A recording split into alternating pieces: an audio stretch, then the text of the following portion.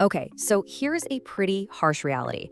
Most people who are broke at 25 are still broke at 45. And yeah, even at 65. But before you write this off, I want to clarify something right up front for this explainer. This happens not because people are just inherently unlucky. And no, it isn't because the system is specifically rigged against them either. We're going to break down the actual hidden mechanics of why this happens. And I really want you to pay close attention, because understanding this can completely flip your perspective. Because here's the thing, being broke isn't just a starting point. It's literally a loop. It's this quiet, repeating cycle that just runs year after year, completely on autopilot, without people ever even realizing they're stuck inside it. They just feel the constant friction. And actually, I'm going to tease something right now. Later in this explainer, point number 4 is going to cover a part of this loop that almost nobody sees, specifically because it's so heavily disguised as being responsible. So, the big question we have to ask ourselves is, why do most people never escape this loop? Well, it isn't just one single bad decision. It's actually 6 interconnected reasons. You can kind of think of them like gears in an engine, just constantly turning and keeping people totally trapped. All right, reason number 1, solving problems with debt. This is the classic downward spiral. Here's exactly how the trap is set. Step 1, an emergency hits. Your car breaks down, or maybe you're just a little short on rent this month. Step 2, you swipe a credit card or maybe take out a payday loan to cover it. Phew, you've solved the immediate problem, right? Well, wrong, because step 3 is that you now start the very next month even further behind due to the quiet, compounding accumulation of interest. Every single short-term solution actually digs a much deeper hole than the one it just filled. And this leads us to a pretty crucial realization.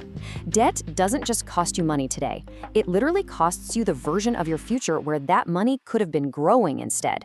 You aren't just paying for a past mistake or emergency, you are actively stealing from your own future potential. Which brings us to gear number 2, unlearned financial skills. This is a massive blind spot for so many of us. Because think about the origin of the problem here. Literally, nobody teaches us this stuff in school. It's almost never discussed openly by families around the dinner table. So what happens? People are forced to make these major life-altering decisions about credit, interest, and investing based on honestly complete guesses, or maybe what a friend said that one time, or worse, actions driven entirely by fear. It boils down to this. Financial illiteracy isn't a character flaw, it's just an unlearned skill. And because it's unlearned, it gets repeated generation after generation. It is so important to really internalize this.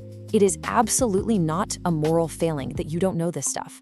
It's simply a skill you just haven't been trained in yet. And hey, stick around, because when we hit point number 5, I'm going to reveal the biological trap that makes this cycle nearly impossible to break on your own. Gear number 3, your unchanging baseline environment.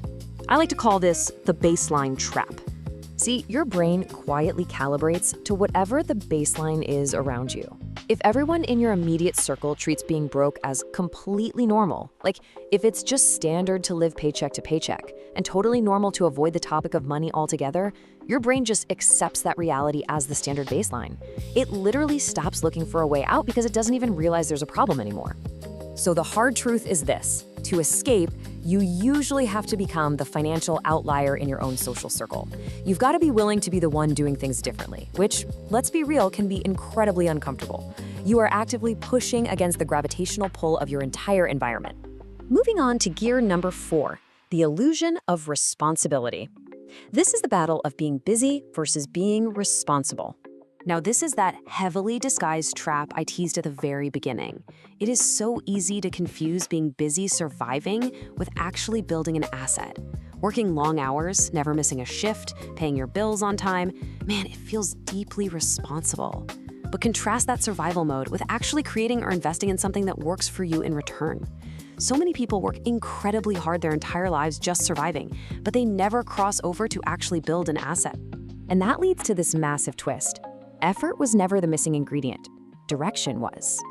You can be incredibly exhausted, deeply reliable, and literally the most hardworking person in the room your whole life, and still remain completely stuck in the loop. You've got the engine running at absolute maximum capacity, but the steering wheel is locked. All right, point number 5, the scarcity mindset trap. This is the biological trap I mentioned earlier. Research on the scarcity mindset shows something just brutal. When you are financially stressed out, your brain literally narrows its focus strictly to short-term survival. That financial stress shrinks your brain's available cognitive bandwidth. I mean, this isn't a metaphor. It makes long-term planning physically, biologically difficult for your brain to even process. Think about it like this. When under financial stress, 90% of your brain's focus is locked onto just surviving the short term. Only 10% is left for any kind of long-term planning. Tunnel vision completely takes over. You're so intensely focused on just getting through the end of the week that planning for the end of the decade is cognitively impossible. And this is exactly why looking at someone stuck in this loop and telling them to, just make better decisions is absolutely terrible advice. Being broke doesn't just limit your money. Scarcity itself makes good decisions biologically harder to make. It fundamentally limits your ability to think your way out of the problem. Finally, we reach gear number 6, interrupting the autopilot loop, forcing the cycle to stop. This is actually the most hopeful part of this whole explainer, because without a specific deliberate interruption, the pattern just runs quietly for an entire lifetime. Nothing naturally forces it to stop. It has to be stopped on purpose. So what kind of interruptions are we talking about? Well, learning a specific new skill, finding a mentor, changing your environment, or building a deliberate automated system for saving. These act as a wedge driven right into those gears. Escaping this doesn't take luck. It really doesn't. It requires intentionally overriding the autopilot. It takes just one deliberate change, repeated consistently over time. Just one new habit can absolutely begin to unravel the entire cycle. Because remember, it's not a life sentence, it's a loop, and loops can be broken. So which part of this cycle did you recognize the most today? Whether in yourself or maybe in someone you know? Was it the debt cycle, the illusion of responsibility, or maybe that scarcity mindset? Understanding the mechanics is the very first step to breaking the gears.